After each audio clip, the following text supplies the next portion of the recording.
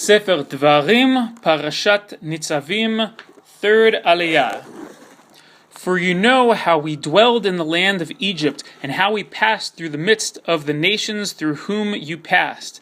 And you saw their abominations and their detestable idols, of wood and stone, of silver and gold that were with them. Perhaps there is among you a man or a woman or a family or a tribe whose heart turns away today from being with Hashem, our God, to go and serve the gods of those nations. Perhaps there is among you a root flourishing with gall and wormwood. And it will be that when he hears the words of this imprecation, he will bless himself in his heart, saying, "Peace will be with me, though I walk as my heart sees fit," thereby adding the watered upon the thirsty. Hashem will not be willing to forgive him, for then Hashem's anger and jealousy will smoke against that man, and the entire imprecation written in this book will come down upon him, and Hashem will erase his name from under the heavens. Hashem will set him aside for evil from among all the tribes of Israel, like all the imprecations of the covenant that is written in this book of the Torah.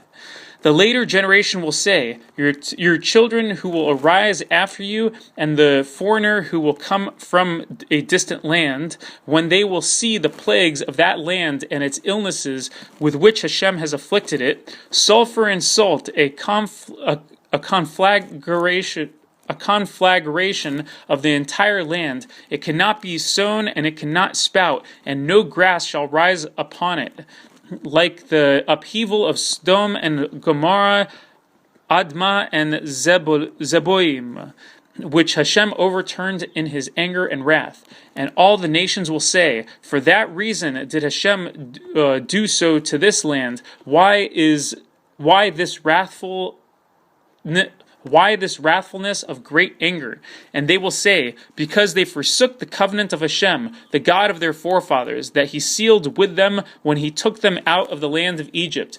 And they went and served the gods of others and prostrated themselves to them, gods that they knew not, and he did not apportion to them. So God's anger flared against that land to bring upon it the entire curse that is written in this book. And Hashem removed them from upon their soil with anger, with wrath, and with great fury, and he cast them to another land as this very day.